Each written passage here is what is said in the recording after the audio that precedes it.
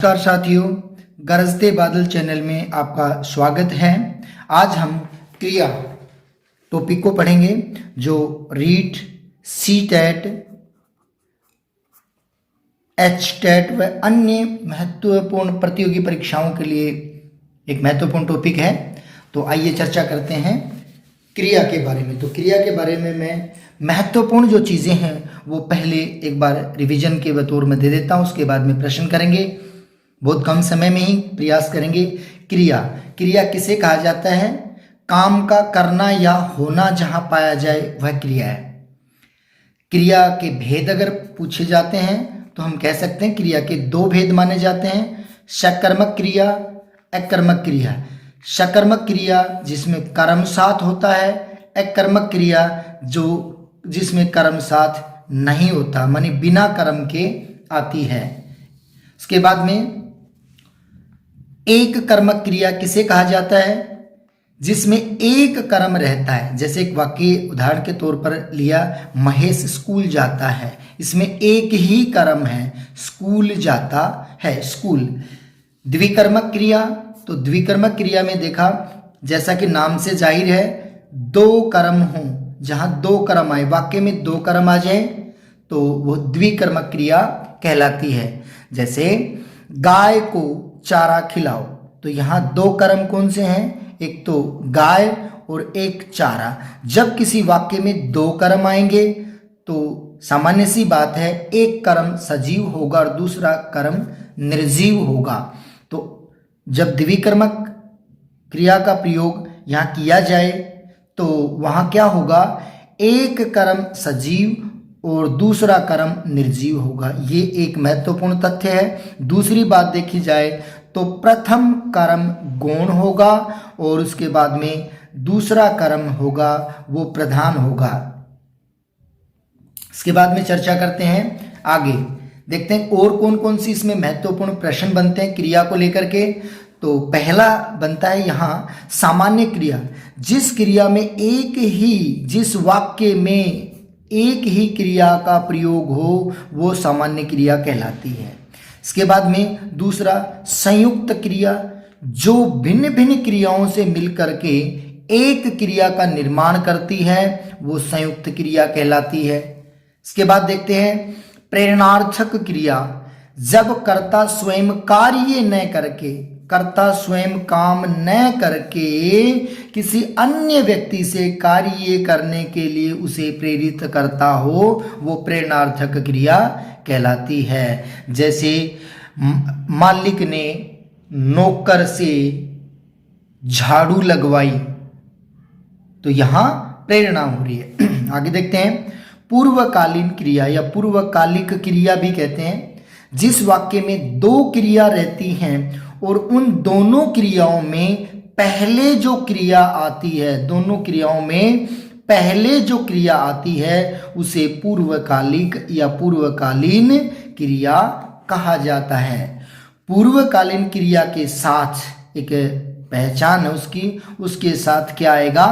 कर या करके प्रत्यय लगा रहता है। कर या करके, वह उठ कर स्कूल जाएगा। तो उठ कर जो है वो कैसी क्रिया हुई? पूर्वकालीन क्रिया या पूर्वकालिक क्रिया। इसके बाद और देखते हैं क्रिया से संबंधित अन्य तथ्य जो आगे जाकर के हमें प्रश्नों को करने में दिक्कत नहीं होगी।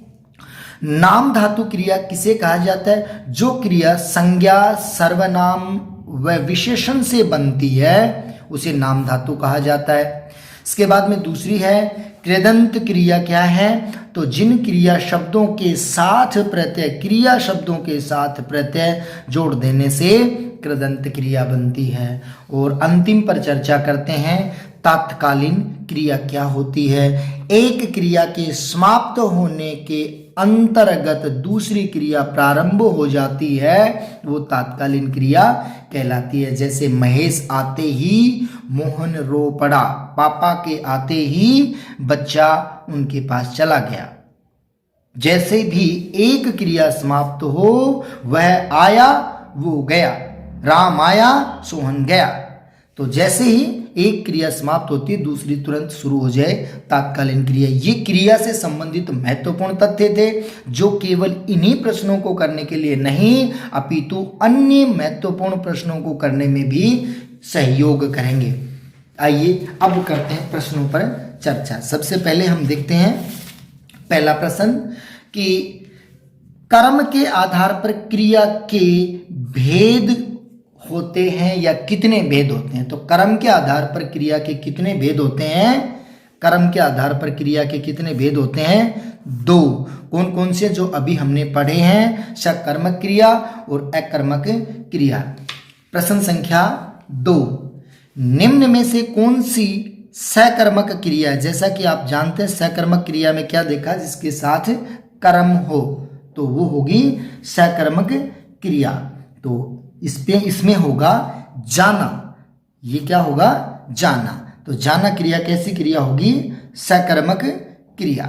इसके बाद देखते हैं अगला प्रश्न, प्रश्न संख्या 3, निम्न में से कौन सी अकर्मक क्रिया है?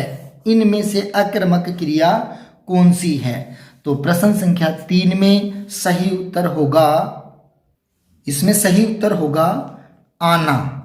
तो एक बार पुनः देख लेते हैं, निम्न में से कौन सी क्रिया अकर्मक क्रिया है? तो अकर्मक क्रिया होगी आना। अगला प्रश्न देखते हैं, तुम खाना खा रहे हो, तुम खाना खा रहे हो वाक्य में सहायक क्रिया है। तो इसमें सहायक क्रिया क्या होगी?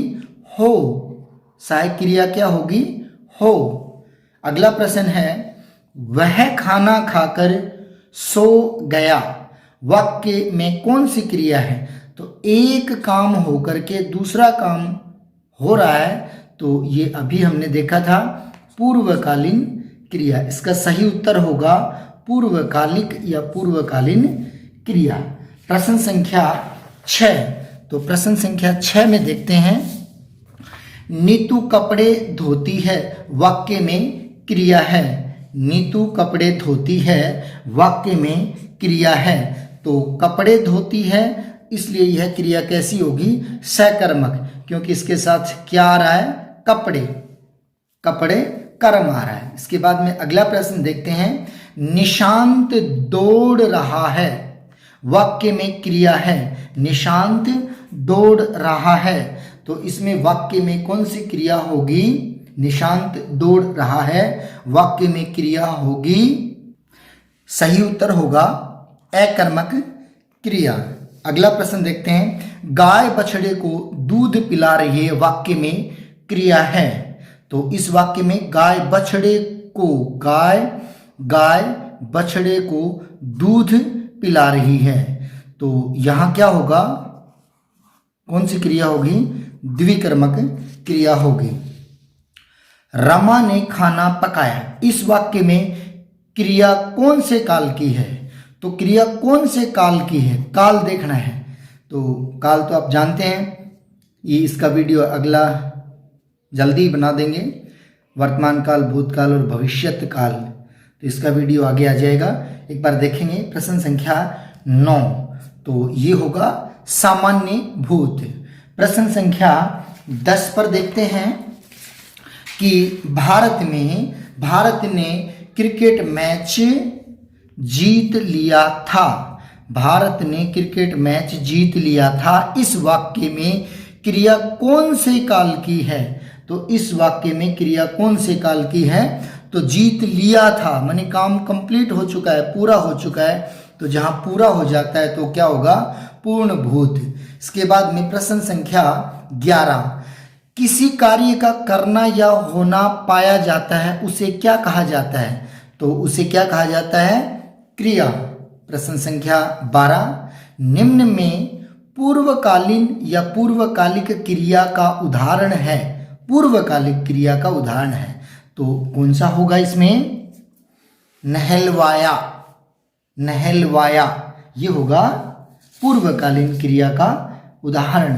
प्रश्न संख्या 13, तो प्रश्न संख्या 13 देखा, द्विकर्मक क्रिया का उदाहरण है।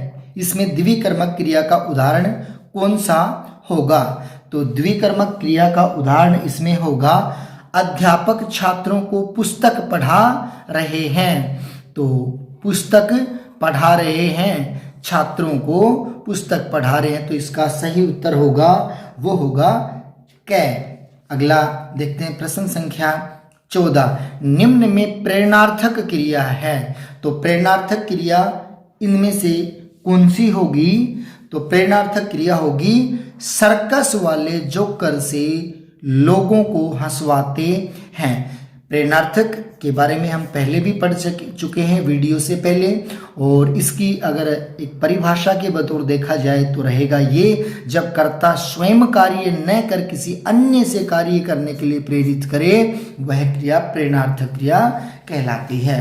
प्रश्न संख्या 15 में देखते हैं, निम्न में अकर्मक क्रिया का प्रयोग कौन से वाक्य में हुआ है? अकर्मक क्रिया का प्रयोग कौन से वाक्य में हुआ है? तो इसका सही उत्तर होगा मजदूर गहरी नींद में सो रहा है। इसके बाद में अगला देखते हैं, निम्न में सकर्मक क्रिया कौन सी है? तो सकर्मक क्रिया इनमें से कौन सी होगी? तो सकर्मक क्रिया होगी लिखना। लिखना क्रिया सकर्मक के रूप में आती है। इसके बाद में आगे देखते हैं कि राधा पिछले 8 घंटे से सो रही है, वाक्य में क्रिया है, तो इस वाक्य में क्रिया कौन सी होगी? तो इसमें होगी अकर्मक क्रिया। इसके बाद देखते हैं अगला प्रश्न, किसी पूर्ण क्रिया से पहले आने वाली क्रिया को क्या कहते हैं? किसी पूर्ण क्रिया से पहले आने वाली क्रिया को क्या कहते हैं? तो जब इससे पहले आएगी तो वो कौन सी होगी? पूर्वकालिक या पूर्वकालीन क्रिया। प्रश्न संख्या 19 है, घोड़ा दौड़ रहा है, वाक्य में क्रिया है, तो इस वाक्य में कैसी क्रिया होगी? इस वाक्य में कैसी क्रिया होगी? अकर्मक क्रिया। प्रश्न संख्या 20। प्रश्न संख्या 20 में हम देखते हैं, इनमें से किस वाक्य में अकर्मक क्रिया प्रयुक्त हुई है? इन वाक्यों में से कौन सा वाक्य में अकर्मक क्रिया प्रयुक्त हुई है? तो इसमें होगा गे, बच्ची सो रही है। छोटा सा वीडियो आप लोगों को पसंद आया होगा, और ये प्रतियोगी परीक्षाओं को मद्देनजर रखते हुए उनके महत्वपूर्ण प्रश्नों का समावेश किया है, और लगातार हम वीडियो प्रोवाइड करवाते रहेंगे। आप लाइक और शेयर जरूर करिए। बहुत बहुत धन्यवाद। थैंक्स।